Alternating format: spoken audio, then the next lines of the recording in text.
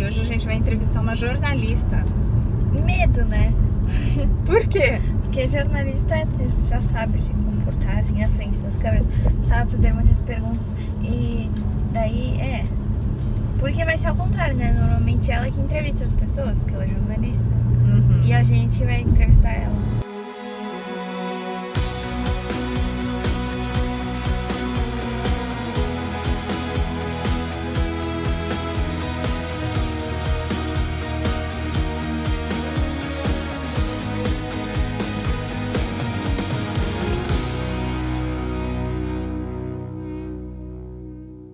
Conta um pouco da sua história, Ju, pra gente. A partir de onde vocês querem saber Onde a minha você quiser história? falar, onde você é aberto. Você quer contar profissional, você quer contar teu pessoal. Você nasceu aqui em São Paulo? Eu nasci aqui em São Paulo. Sempre morei em São Paulo, a não ser 2 anos que eu morei no interior, em Ribeirão Preto. Tá. Por conta do trabalho, eu fui pra PTV, que é afiliada, né, da TV Globo no interior. Então eu sempre fui super artista, eu fiz teatro quando eu era adolescente, achava que de repente seguiria isso. O jornalismo foi uma escolha pensando que eu conseguiria conciliar ou ligar, né, 2 profissões, ser atriz e jornalismo.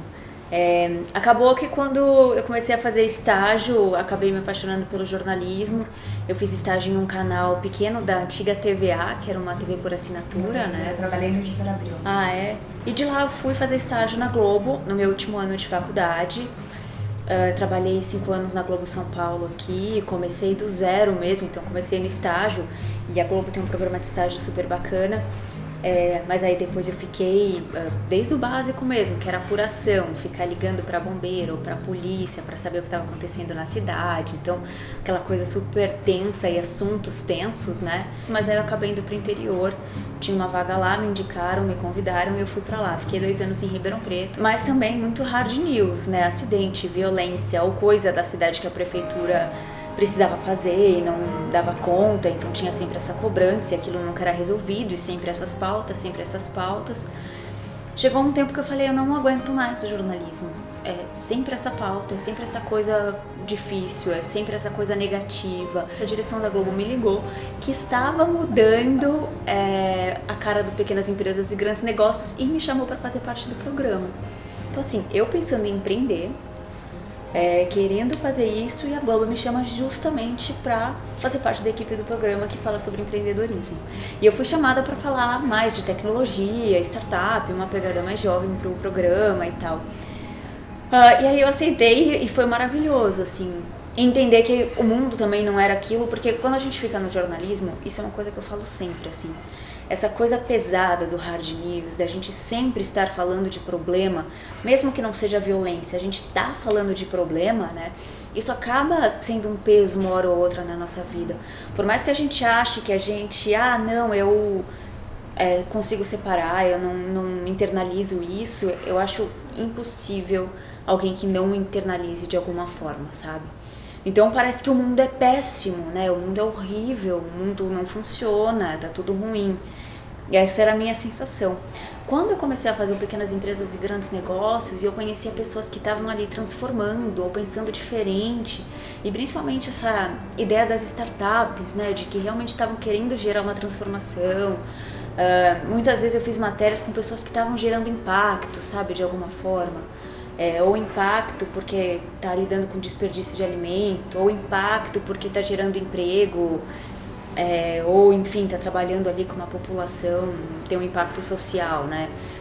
Então você fala, caraca, eu tenho um monte de gente fazendo coisa bacana, sabe? O mundo não é essa tragédia toda que a gente acaba falando na televisão, né? Então assim, me deixou muito mais leve nesse sentido. Eu acho que me trouxe um crescimento gigante de conhecimento, de conhecer pessoas, de conhecer assuntos, sabe? De entender que eu podia empreender também, não necessariamente tendo um CNPJ ou construindo uma empresa, mas que eu podia fazer meu conteúdo e que aquilo impactava pessoas, né? E que é o que eu faço até hoje com o meu Instagram e tal. Então, foi uma experiência incrível, assim. E essa é a minha história profissional e, enfim, tem muito a ver com o pessoal também, né? Porque pra mim eu não consigo, sabe, ter essa... Não existe essa separação, né? Então não existe a sua pessoa uma pessoa ali profissional das 8 ou das 9 às 18 e outra pessoa no pessoal, né? Não existe. Então, pra mim, essas coisas estão muito juntas. Você tem algum medo Medo em que sentido? do que vier na tua cabeça? Ai, tão difícil, né? Hoje eu tenho muito medo de algum conhecido ou alguém muito próximo pegar o Covid, né? Principalmente meu pai tem um problema pulmonar. Eu até me emociono, assim, minha avó mora com meus pais, tem 90 anos. Então, eu tenho esse medo. É uma coisa que eu rezo todos os dias para não acontecer. E mais do que eles pegarem, é o medo de repente eu não ter sintoma nenhum e levar para casa, levar para meus pais. Então eu tenho um pouco esse receio. Esse ano a gente não teve a oportunidade, né, de conhecer pessoas novas, tanto, sei lá, na escola, no condomínio, em qualquer lugar a gente não conseguiu porque a gente ficou muito tempo em casa, né? Medo toda mãe tem. Primeiro, eu brinco que toda mãe nasce com uma chibata do lado, que acha que tá errada sempre, eu não fiz direito, não sei o que. A gente nasce com a chibata, isso foi o pediatra dos meus filhos que me falou. E medos, a gente sempre tem medo de faltar. Eu sempre procurei criar meus filhos para eu morrer, para eu ser desnecessária, para eles conseguirem se virar sem mim. Que eu recebi um comentário uma vez também que eu precisava ir para um fonoaudiólogo. Por quê? Porque a minha dicção era muito ruim. Os conteúdos dos vídeos são muito bons, mas você precisa ir para um fonoaudiólogo. Não acredito. As pessoas hoje, eu acho que elas são muito loucas. Atrevidas, né? Quem que é essa pessoa pra me falar isso, né? Então, o ponto dos dentes, assim, eu só vou retomar. A Bia não sabe.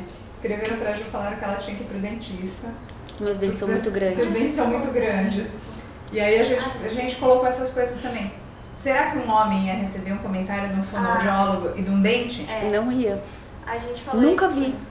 Eu nunca vi, pelo menos. Eu nunca vi homem ter muito comentário sobre o seu visual, e as críticas em geral para homem não são assim, né? Enfim, é difícil a gente ver mesmo, né? Mesmo que seja em relação ao trabalho em si. Eu recebo muita mensagem, é engraçado, né?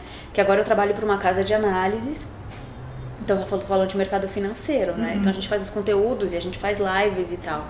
Ontem a gente fez uma live e sempre tem algum comentário de homem, a Juliana é muito bonita, ou super competente, é muito bonita. Pode até falar que é competente ou inteligente ou não sei o quê, mas sempre tem a aparência no meio, o rabinho, né? bonita junto. Então assim, tem tanta mulher com conteúdo bacana e normalmente a gente só tá olhando pro visual ou só tá fazendo esse tipo de comentário ou só tem essa preocupação. Eu nunca fui educada para ser uma mulher bonita. Não que eu não tivesse vaidade ou não me preocupasse com a minha aparência, me vestir bem, fazer um exercício, nada disso. Sou super vaidosa, né? Na verdade, gosto de me maquiar e tal. Mas eu nunca fui educada para ser uma mulher que é só bonita, né? Eu sempre fui educada para estudar, para ter conhecimento, para ter minha profissão, para ser uma boa profissional.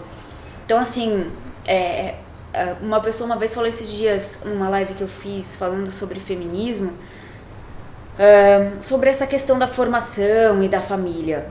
E eu até falei que é muito complicado, porque mesmo que você tenha uma família que te dê esse apoio, que te suporte, te crie dessa forma, uma hora você entra num mundo que não é assim, né? Então eu tô num mundo em que eu tenho que ouvir isso, eu tenho que ouvir uma pessoa me mandar uma mensagem falando que acha que meu dente é muito grande. O que você tem a ver se meu dente é muito grande? Eu já recebi mensagem perguntando o tamanho do meu quadril. Cara, vai arrumar o que você fazer da sua vida, você tá perdendo tempo da sua vida pra vir aqui fazer esse comentário, né? Eu acho que é um pouco isso também. Cuida da sua vida, sabe? Você acha feio, ok, você vai achar feio, outra pessoa não vai, eu não acho. Eu acho que dente grande é maravilhoso, eu acho que o meu é até pequeno. Então, assim... Me deixa. Sabe, eu acho que as pessoas às vezes têm que guardar a opinião pra si, né? E a internet é maravilhosa porque ela dá voz para muitas pessoas e para muitas iniciativas. Então o feminismo ganhou muita força com as redes sociais e com a internet, assim como a luta contra o racismo e tal. Então acho que é super importante que as pessoas tenham voz, mas as pessoas também precisam monitorar quando é hora de falar e quando elas devem falar. E elas têm que entender que elas não têm direito a fazer o que elas bem entenderem quando elas bem entenderem, né? Todo mundo tem o seu dever, a gente vive em comunidade, eu acho que a pandemia tá aí pra gente mostrar isso, e eu acho que essa pandemia vai continuar enquanto a gente não entender que é isso que a gente precisa, o senso de viver em comunidade, né? De que eu tenho que respeitar o próximo, de que eu tenho que usar máscara porque né, para proteger o próximo, para me proteger, e todo mundo vai estar de máscara e eu não vou poder circular aí do jeito que eu bem entender. Então é importante as pessoas terem essa consciência. Que a gente tava falando sobre, tipo, televisão e internet, né, a diferença. E daí minha mãe falou que ela acha que a TV, tipo, tem um alcance ainda muito maior do que a internet. E o que você acha? A gente tá aqui numa bolha São Paulo, né, e São Paulo, um pouco o estado de São Paulo também, né, porque o nosso interior é muito rico, aqui as pessoas têm muito acesso. Mas quando a gente vai para outras regiões não é tanto assim. Mas quando a gente vai mesmo para o interior de São Paulo, a gente já vê o quanto o impacto da TV ainda é importante, as pessoas acompanham. Ainda tem um pouco aquela coisa do eu vi na TV e tal, menos do que era antigamente, mas ainda é um veículo muito importante. Eu tenho muita gente que me segue na internet porque me via na televisão, né? Agora, a internet, porém, ela entrega muito mais nichado tudo. Então você vai receber conteúdo sobre feminismo porque é o seu interesse, por exemplo. O que você não consegue na TV, né? Você tem ali algo genérico feito para todo mundo. Então acho que isso vai ser um desafio muito grande da TV. Como é que você vai fazer uma novela que agrade todo mundo, sendo que hoje eu consigo um conteúdo que seja feito para mim, né? Que tenha mais a minha cara. Então acho que isso vai ser um desafio daqui para frente. Mas para que isso venha a ser de fato um problema para a televisão, para que a TV esteja realmente perdendo espaço, as pessoas têm que ter muito mais acesso à internet, a uma internet de qualidade, a uma internet que permite o streaming. Que conselhos você daria para uma menina de 15 anos? É muita responsabilidade, né? Dar um conselho, assim. Eu acho que tem uma coisa que é muito importante. Eu acho que isso é uma coisa que eu tive, de certa forma, e eu vejo amigas que não tiveram esse caminho, né? Ou não tiveram essa oportunidade, que é você poder escolher viver a vida do jeito que você quer, né? Se você quer casar jovem e ter filho jovem, ok. Se você quer casar mais velha e ter filho quando for mais velha, ok também, não existe pressão para isso. Se você não quiser casar, se você não quiser ter filho, se você quiser, antes de começar a faculdade, fazer um mochilão pelo mundo, ok também. Eu acho que a gente tem muito essa coisa de seguir um padrão de vida. Eu acho que a gente ainda tem isso, né? Então eu vou me formar na escola, vou fazer a faculdade, na faculdade eu vou ter um trabalho, eu vou conhecer alguém, vou namorar, eu vou casar, eu vou isso, eu vou aquilo. Mas eu acho que isso não cabe para todo mundo e não é preciso caber para todo mundo. Então entenda que você tem que sentir o que vale para você, né? O que é bom para você, o que vai fazer sentido na sua vida. E uma coisa que eu acho muito importante, assim, que eu acho que tem a ver com a minha frustração do jornalismo, a gente nunca pensa na escolha da profissão em como é o dia a dia dela, né? Então, por exemplo, eu trabalhava finais de semana, ou trabalhava Natal ou Ano Novo, então eu sempre faltava em alguma festa de família, em algum evento e tal. E uma hora, no começo não pesava, achava super tranquilo. Uma hora isso começou a pesar. Mas eu entendi que essa carreira não era pra vida toda. E eu acho que isso é importante também. A gente vive um momento de transformação, né? Quando a gente fala de transformação digital, também tem a ver com isso, né? Não é só o uso de tecnologia, mas é a gente entender que a gente vai ter várias fases na vida. Então, eu fui jornalista dos meus 20 aos meus 30, depois eu quero fazer outra coisa. Ou de repente eu vou achar um outro nicho dentro do jornalismo, que é um pouco o que eu tô fazendo agora, né? Eu tô numa transição de carreira, indo para uma área diferente, com uma rotina diferente. Então a gente tem que aprender a fazer isso, a transformar. Então não necessariamente também a profissão que você vai escolher agora, você vai estar fadada a viver com ela pro resto da sua vida. Você vai sempre poder transformar, encontrar outros caminhos, fazer mudanças e tudo mais, mas acho que você já tem uma inspiração sobre isso, né? Eu acho que esses são meus conselhos, né? Viver, não se preocupar com padrões, em seguir padrões, porque não necessariamente você precisa se encaixar nisso. E se você se encaixar também, ótimo, maravilha. E isso, né? Você não precisa escolher uma profissão que vai ser a sua vida toda. O que chamou mais a sua atenção? O que chamou mais a minha atenção? Eu acho que eu gostei bastante da parte que ela fala que o trabalho... que como ela tava com um clima muito pesado no trabalho dela, a vida dela passou a ficar pesada, sabe? Que o trabalho tava afetando muito. E eu acho que isso é muito verdade, porque assim, eu não trabalho, né? Mas eu sei que você passa muito tempo no trabalho, né? Eu gostei quando ela falou que o trabalho não é pra sempre. Que você Sim. começa uma coisa Sim. e depois Que pode... vai mudando, né? São várias fases. Várias. Isso é bem legal. Porque, principalmente, né? Que a gente teve a feira do comércio, não do comércio, das profissões. E eu não sei nada, eu não sei como fazer, porque eu não consigo me imaginar fazendo uma coisa pro resto da minha vida. Mas aí ela falando que, tipo, você não precisa fazer uma coisa pro resto da sua vida. Você pode ter várias fases diferentes, e eu acho que, né? É verdade. Se você se emocionou com esse vídeo, compartilhe-o com uma amiga. Faça com que ela se emocione também. E se você quiser me mandar a sua história, olha o link que está na descrição. Eu te espero na nossa próxima história do legado para minha filha. Um beijo!